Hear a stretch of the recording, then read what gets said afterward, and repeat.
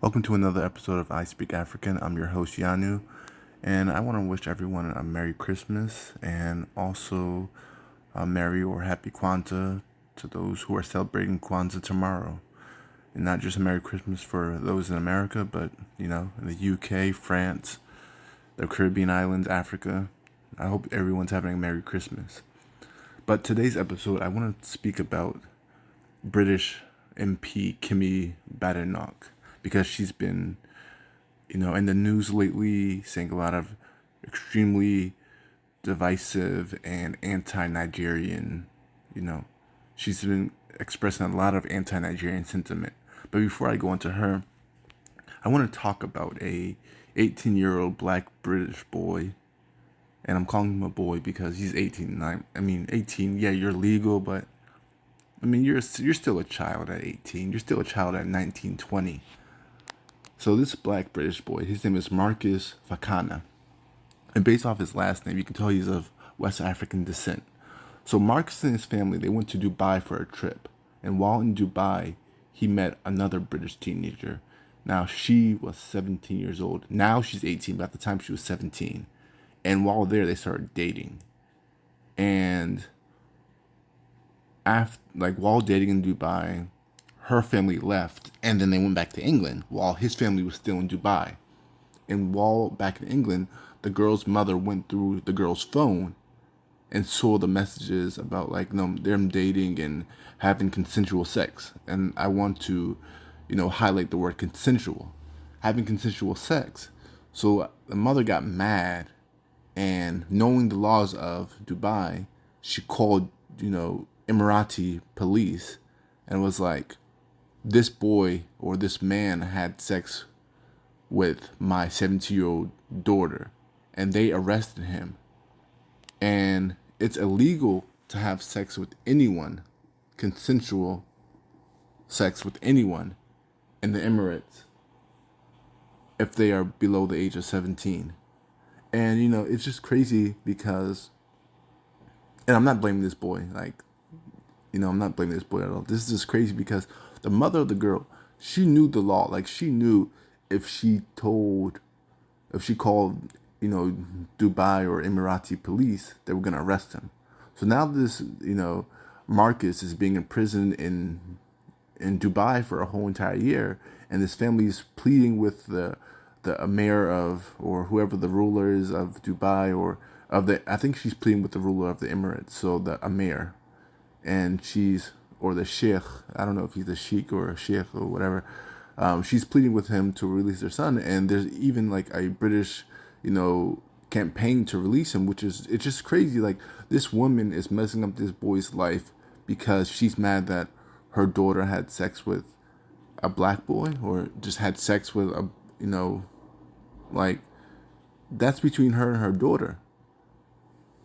Yeah, but it's just crazy because what black people need to understand is that the world does not work for us as black people. It works against us. And I always tell black people, stop traveling to countries that the native population, native people do not like us.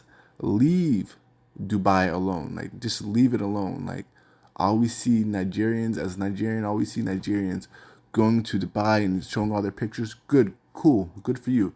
Leave that country alone. I spoke about this in an earlier episode when I think it was 2015-16, when a group of Nigerians went to Dubai for, I think it was a wedding or a party or whatever, and they rented out that hotel, and then they messed up because they were being messy, and then what happened? Nigerians, the whole entire country of Nigeria was banned from coming to Dubai, coming to the Emirates, just because a group of Nigerians messed up a hotel. So that goes to show you how they think about us. I always say, just if you want to see how people think about you, go to their country. Go to their country, see how they treat you as a black person. Go to Italy. They treat you like trash. And apparently the most racist country in the world for black people, and this is based off statistics, is Finland. I'm not surprised at all. but that's what they're saying. Yeah, just go to countries where, go to any European country, go to, any Asian country, go to whether it's South or East Asia. Go to even South America where they have black people in some South American countries and see how they treat us. Just if you're black, you want to experience opulence, we have it in Africa. We have it in the Caribbean island. You can take nice pictures, you can eat nice food, at half the price too. Stop running over to Dubai and doing all this, and thinking that because you went to Dubai, like, I don't know, you're fancy or whatever. Leave Dubai alone. Leave the Middle East alone. Just leave them alone. When people want to show off, they don't come to Africa. The only times they come to Africa is when they want to poach our animals or, do whatever, funny business they want to do. But they don't come to Africa to vacation. They come to Africa just to do bad things.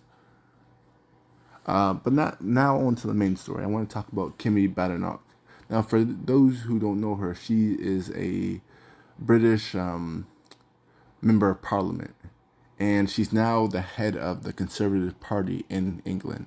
So I think right now, England currently, the Labour Party is in power, but before that, it was the Conservative Party. So she's been stirring up a lot of controversy, saying a lot of inflammatory remarks about Nigeria. In a recent interview, she called Nigeria poor and dangerous, amongst other things. She made Nigeria sound like it was like some crazy war zone. Like, Nigeria has not seen a war in a very long time. She makes it sound like I won't even say another African country. She makes it sound like Nigeria is what's happening right now in the Middle East, which is far, far from it. Like, as somebody who is not born in Nigeria, but is Nigerian of Nigerian descent, Nigeria, it's Nigeria. It's like, you're fine there. Sure, things happen, but you're fine. But she's making it sound like Nigeria is just like a war zone. Like, if you guys saw that movie on Netflix that came out like a while ago with Idris Elba called Beasts of No Nation, she was making it sound like Nigeria is that. But her real name is Olukemi Olufunto Adegoke. That's her name. So she shortened it to Kemi to sound more Western. In other interviews, she compared the Nigerian police to the British police, and she's recounting a story about when she was in Nigeria, and she's being interviewed by this white lady. She's in Nigeria, and she's like, yeah, when I was in Nigeria, the cops robbed my brother, they stole his shoes. And the woman was like, they stole his shoes? And she was like, yeah, they stole your shoes. Nigerian police are, it's just so unsafe in Nigeria. I remember times when, we would wake up to hear our neighbors being robbed by the police and also just like random people. It was so scary. And she was talking about how she was born during Nigerian when we had a dictator. Based off of her, her, I think she was born in the 80s or 1980s. So based off of the timeline, I'm assuming she's talking about when Buhari was the president the first time. But yeah, so she's like, yeah, I have a much different experience in England, with the British police. They're so nice. They help you, and all this thing. Something, okay, so white British cops don't beat up black people. It's like, it happened even in America. Cops be killing us. I mean, y'all see the news. They be killing us, beating us up, using us as target practice. And then, so now Kemi's the leader of the Conservative Party in England. She was born in the UK because her mother gave birth to her in the UK for the sole purpose of for the sole purpose of ensuring that Kemi would be a citizen when she eventually returned to the UK. Kemi comes from a wealthy family in Nigeria. She's not poor. Her father was a general practitioner, or here in America, pretty much a hospitalist or an internal medicine doctor. Her mother was a professor at the University of Lagos. So if your mother was a professor at the University of Lagos and your father was a doctor, you got money, because University of Lagos is not, it's a top university. So that means you have to be really smart. And I'm assuming Her mother was probably 10 year. And also, her family is also related to our former president, or Nigeria's former president, Dawa, who passed away tragically. But his VP, Yemi Osinbajo. So that's who she's related to. And I'm sorry I mispronounced Dawa. But so she, like I said, she was not poor by any means. Her family was well connected. So at the age of 16, she came back to the UK to study. And she's recounting how when she was in Nigeria, she was like a straight A student. But when she came back to the UK, she struggled a little bit. And because of that, it's why she became a conservative, which I don't see the correlation, but okay. And when I started doing my research on her, I was like, it's obvious this woman is trying to run for prime minister. And then I saw that, I think, the last election when Boris Johnson was the president, before Boris Johnson resigned, like the first time, and then what's her name? I think Liz Truss was made the PM, and then after her, Boris Johnson came back.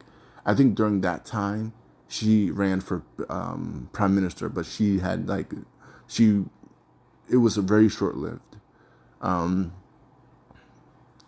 and it's like we as Nigerians throughout the diaspora, whether you live in Nigeria, live in the UK, wherever, America, Canada, wherever you live, we know that Nigeria is corrupt.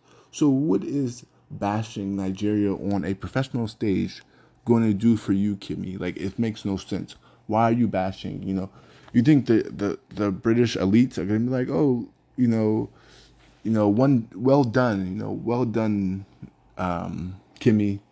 Like, no, they don't care if you, like, it means nothing if you bash Nigerian. Like, they're not going to, like, all you're going to do is further alienate your most reliable and trusted base, which is Nigerian British people or British Nigerian people.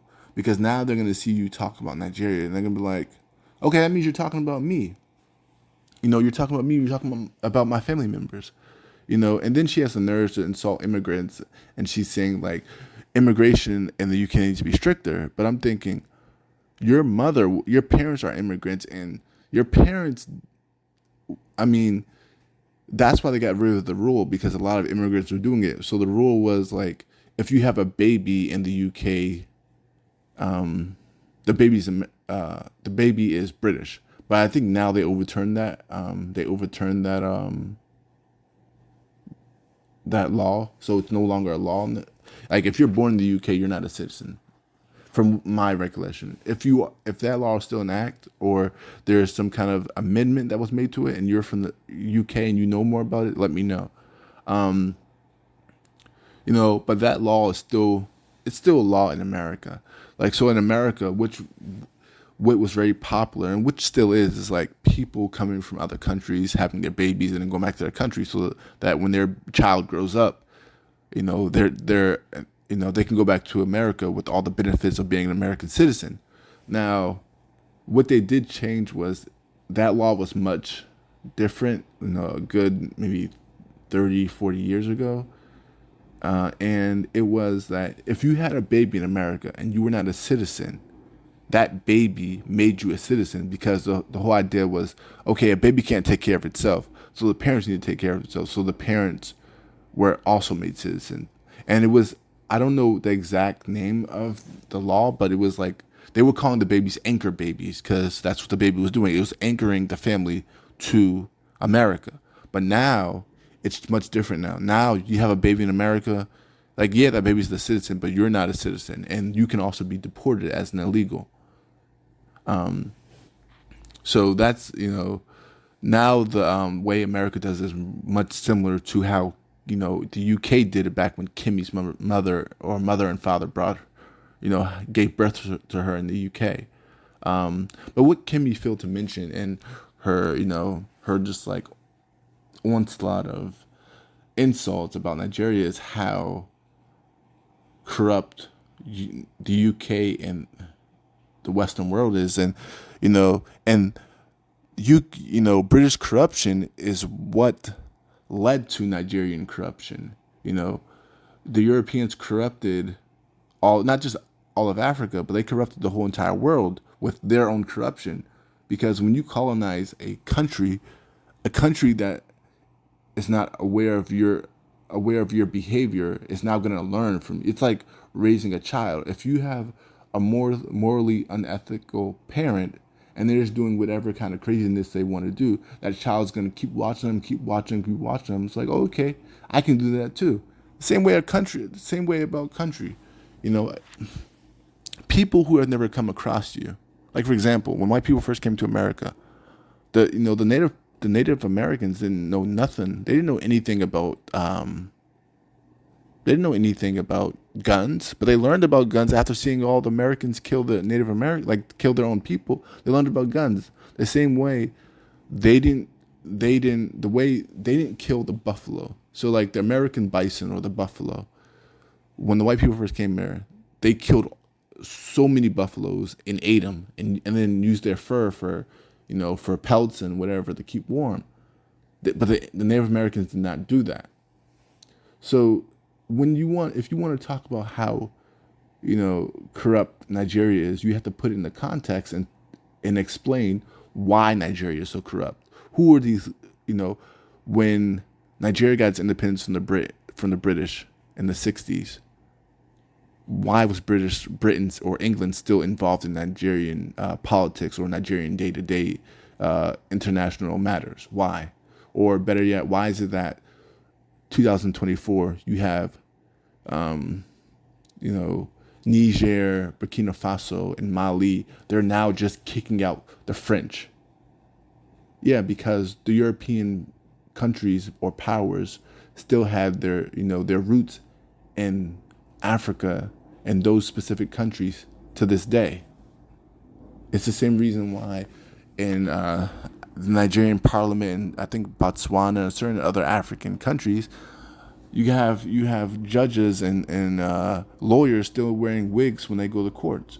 Why are we wearing wigs? Because we're copying it off the British. So just think about that. She's talking about how corrupt Nigeria is, but when the English came to Nigeria, way back then, when Nigeria was very, very advanced and Africa was very advanced, what did they do? They went into Edo land. They stole the Benin's bronze, and the keepers of the Benin's bronze said, "Do not take them. They hold very valuable information about our tribe, about our way of life. Do not take them." The British took them anyway. And it was only a few years ago, I think it was maybe 2 years ago, that the UK returned the Benin bronze to Edo, or to Nigeria. And I don't know if they even returned all the Benin's bronze, but I know they did return some. And it's only now that some African artifacts are being returned to Africa. And this is not even to mention the hordes of priceless artifacts that the English stole from Nigeria and the rest of the continent. Not just the English, the French and the Belgians and the Germans. So, I never understood why so many children of black immigrants become sellouts once they get a platform. They do it here. They do it here in America. Like, we have some politicians who, because their parents were Indian immigrants, like they try to like distance themselves from India. Like, we have this one lady called what's her name? She ran for president. I forgot her name. I'll think of it later. But anyway, if you follow American policy, you know who I'm talking about. She ran against Donald Trump. Anyway, she is an Indian woman or of Indian descent, but she does her best to make herself look like a white woman. So, it's just very disheartening when I see a lot of African, people of African descent sell out because they think it's going to, improve their political careers or just their career in general. It's really not at all. But thank you for listening to another episode of my podcast, I Speak African. Please like and subscribe to my channel so that I can put out more content. Also, you can email me and reach me at ispeakafrican12@gmail.com. And we can, you guys can, like, if you guys have any ideas of what topics you would like me to speak about in the future, just let me know. You can also write to me about whatever is on your mind. These same episodes are also, you can listen to them on Spotify. But stay blessed and thank you.